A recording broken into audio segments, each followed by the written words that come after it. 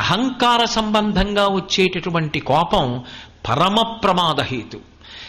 నా అంతటి వాణ్ణి నేను అని మీరు ఒక భావనని పెంచుకోవడం అన్నది జరిగిందనుకోండి, అది ఎప్పుడూ ఇమడనివ్వదు, ఎక్కడా ఇమడనివ్వదు.